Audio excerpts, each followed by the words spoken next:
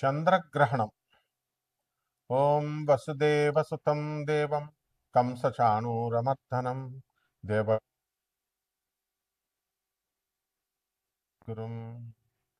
కృష్ణం వందే జగద్గురుం.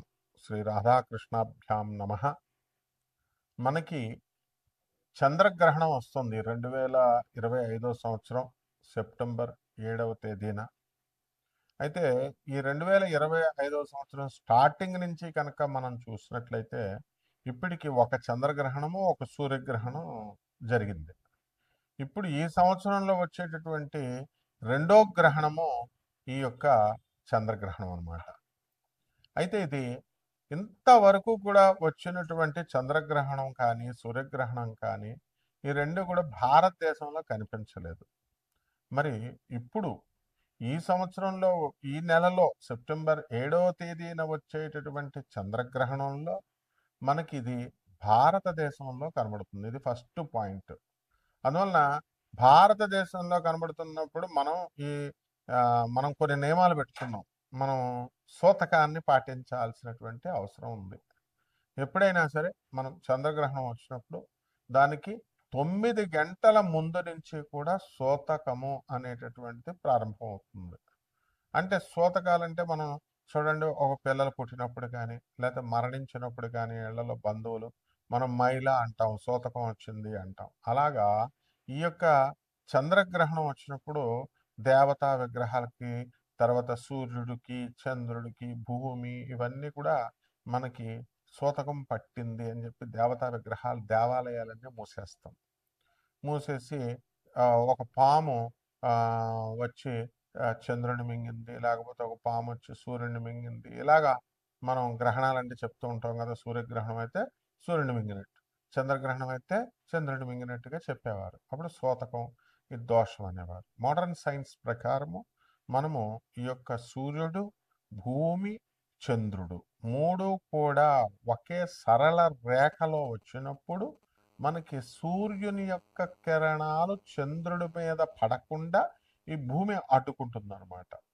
దాన్ని చంద్రగ్రహణం అంటారు. అందుకనే సంపూర్ణంగా మనకి ఈ యొక్క చంద్రుడు కనబడదు.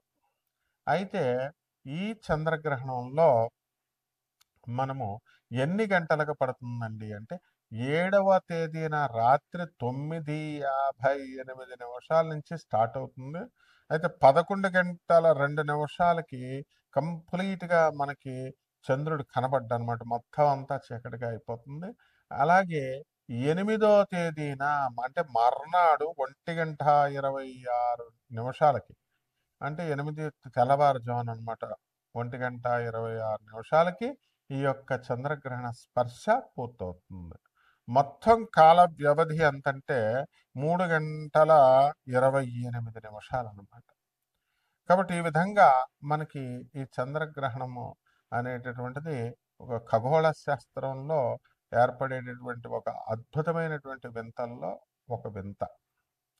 అయితే చంద్రగ్రహణంలో మనం ఏం చేయాలండి గ్రహణ సమయాలలో అంటే మనము మంత్రాలు జపించుకోవడము, తర్వాత మనం గురువుల దగ్గర మంత్రాలు తీసుకుంటాం. అలాగే ఇది పౌర్ణమి రోజున సంభవిస్తుంది కాబట్టి దాన్ని ఉపాసన బాగా చేసుకోవాలి. ఎవరైతే వశీకరణ మంత్రాలు, ఆ తర్వాత ఈ యొక్క షట్కర్మలు చేయడానికి, ఇప్పుడు అలాగే దశమహావిద్యల మంత్రాలు, ఎవరెవరు చండీ నవార్ణ మంత్రాలు, ఎవరెవరైతే గురు దీక్షలో తీసుకొని మంత్రదీక్ష తీసుకున్నటువంటి వాళ్ళంతా కూడా మనకి ఇవి ఒక రావి చెట్టు కింద కూర్చొని కానీ లేదా ఒక మనం మేడి చెట్టు కింద కూర్చొని కానీ జపించినట్లయితే వెంటనే ఫలితాలు, శీఘ్ర ఫలితాలు, అద్భుతమైనటువంటి ఫలితాలు రావడానికి అవకాశాలు ఉంటాయి. కన్యారాశి, ఈ కన్యారాశి వారికి అందరికీ కూడా ఈ చంద్రగ్రహణం తర్వాత కొత్త కొత్త ఉద్యోగాల్లోకి మీరు వెళ్ళడం జరుగుతుంది. ఉద్యోగాలు లేనటువంటి వాళ్ళు, అలాగే వృత్తి వ్యాపార ఉద్యోగ విషయాల్లో అనేకమైనటువంటి సక్సెస్లు మీరు సాధించడానికి అవకాశాలు ఉన్నాయి. అలాగే ఈ కన్యా రాశి వారికి అందరికీ కూడా మీరు వివాహాలు కానటువంటి వాళ్ళ వివాహాలు అవడానికి అవకాశాలు ఉన్నాయి. అలాగే దూరపు ప్రయాణాలు చేసేటటువంటి అవకాశం ఉంది. ఇతర దేశాలకు వెళ్ళి ఉద్యోగాలు కానీ ఇతర రాష్ట్రాలకు కానీ వెళ్ళి ఉద్యోగాలు చేయాలనుకునేటటువంటి వాళ్ళందరికీ కూడా మీకు ఉద్యోగాలు రావడానికి అవకాశాలు ఉన్నాయి. అలాగే విద్యార్థులు కూడా ఇతర దేశాలకు వెళ్ళి చదువుకుంటారు. కొత్త కొత్త కోర్సుల్లో మీరు చేరడం అనేటటువంటిది ఉంటుంది. అలాగే డబ్బులు అధికంగా ఈ చదువు కోసం వెచ్చిచ్చేటటువంటి అవకాశాలు ఉన్నాయి.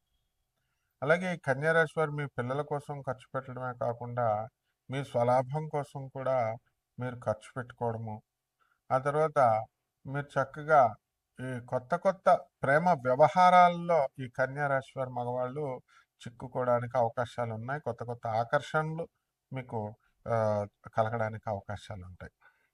కాబట్టి రాశి వారందరికీ కూడా నూతన వస్త్రాలంకరణాలు, కొత్త కొత్త పరికరాలు, ఇళ్లలో సంబంధించినటువంటి వస్తువులు, ఇలాంటివన్నీ కూడా కొనడం అనేటటువంటివి జరుగుతాయి.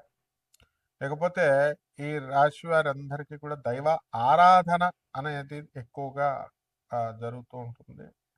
అలాగే వీళ్ళకి ఎట్టి పరిస్థితుల్లో కూడా మనకి ఛాదస్తమ కూడా బాగా పెరుగుతూ ఉంటుంది. అంటే చేసిన పన్నే 1కి 4 సార్లు చేయడము, ఈ విధంగా కాస్త ఇతరులని విసిగించడము, ఇలాంటివన్నీ కూడా జరుగుతాయి. అయితే సప్తమంలో ఉన్నటువంటి శనిగ్రహ ప్రభావం వలన మనకి ఏం చేయాలండి అంటే ఆ యొక్క శని మనకి ఏం చేస్తాడు, పనులన్నీ కూడా కళత్రపుత్ర శత్రుత్వ కారణాయ నమః అన్నారు. కాబట్టి కళత్రంతో పిల్లలతో వీళ్ళందరూ కూడా గొడవలు పెట్టుకోవడానికి, శత్రుత్వం పెట్టుకోవడానికి ఇవన్నీ కూడా అవకాశాలు ఉంటాయన్నమాట. అలాగే ఈ యొక్క రాశి వారంతా కూడా మనకి అనుకున్న పనులు అనుకున్నట్లు చేయాలనేటటువంటి పట్టుదలను కూడా మీకు ఈ శని ఇవ్వడం అనేటటువంటిది జరుగుతాయి. అలాగే నూతన ఉద్యోగాలు కూడా మంచి జాబులు రావడానికి అవకాశాలు ఉన్నాయి. కాబట్టి పరిహారాల దగ్గరికి వచ్చేసరికి కన్యారాశి వారికి శత్రు పీడ పోయింది. ఇంకా మీకు కలత్రాల్లో భార్యాభర్తల మధ్య జరిగేటటువంటి గొడవలకి మనం ఫుల్ స్టాప్ పెట్టాలి. కాబట్టి శని జపం చేయండి, శని స్తోత్రాలు చదవండి. శనికి కిలోంపావు నల్ల నువ్వుల్ని నల్లని వస్త్రాల నుంచి పేద బ్రాహ్మణులకి శనివారం నాడు 8 గంటలకి దానం చేసుకోండి. అలాగే దశమహావిద్యల్లో ఒకటైనటువంటి మహాకాళి అమ్మవారి హోమాన్ని మీ ఇళ్లల్లో జరిపించుకోవడమే. ఇంకా ఇతర పరిహారాల కోసం మామూలుగా యూట్యూబ్లో చెప్పేటటువంటి పిచ్చి పిచ్చి పరిహారాలు కాకుండా నిజమైనటువంటి పరిహారాలు మీ వ్యక్తిగత జాతకంలో చూసి చెప్పడం కోసం మేము ఇప్పుడు రెడీగానే ఉన్నాం. తప్పకుండా నిజంగా శ్రద్ధ ఉన్నటువంటి వాళ్ళు మాత్రమే చేయాలి. శుభమస్తు. కాబట్టి గ్రహణ సమయాలలో మనం కొన్ని నియమాలు మనం పాటిస్తూ ఉంటాం. మనకు తెలిసిందే. ఇది ఎప్పుడు కూడా ఈ గ్రహణం అప్పుడు కూడా చంద్రగ్రహణం అప్పుడు కూడా పౌర్ణమి రోజున వస్తుందన్నమాట. కాబట్టి ఇవి మనం చేయాల్సినటువంటి నియమాల్లో ముఖ్యంగా ఈ చంద్రగ్రహణం 9 గంటల ముందు నుంచి మనం సూతకం ప్రారంభమైంది. కాబట్టి ఇప్పుడు ఎందుకు తినకూడదు, మనము చంద్రగ్రహణం ఉన్నప్పుడు ఇంట్లో శవాన్ని ఎవరైనా మన బంధువులు ఎవరైనా చనిపోయారనుకో ఇంట్లో శవాన్ని పెట్టుకున్న వీధి వాళ్ళే తినరు సూతకం. ఆ విధంగా మైలు పోవాలి, అందుకోసం తినం మనం. సైంటిఫిక్ రీజన్స్ చాలా ఉంటాయి, అదంతా అది వేరే విషయం. కాబట్టి ఈ చంద్రగ్రహణ సమయాలలో మనము ఈ గరిక గడ్డి ఉంటుంది, దర్పగడ్డిని మనం పవిత్రం అని అంటాం. అవి మనం తినేటటువంటి వస్తువుల్లో వేసుకోవడము, ముందు రోజు మిగిలినటువంటివి బియ్యం డబ్బాలో వేసుకోవడము, అలాగా పప్పు సామాను ఇలాంటివన్నీ కూడా వేసుకోవడము, ఇవన్నీ కూడా జరుగుతాయి అన్నమాట. కాబట్టి వీటి విషయాలలో మనము అందువల్లనే కోడళ్ళు మనం కడుపుతో ఉన్నటువంటి వాళ్ళు పైకి లేవకూడదని, కూతుర్లు అయినా సరే ఎవరైనా సరే గోళ్ళు గిల్లుకోకూడదని, అన్నం తినకూడదని, ఏ వస్తువులు తినకూడదని, తాగకూడదు నీళ్లు అనేటటువంటి నియమాలు మనం పెట్టుకున్నాం. ఇవన్నీ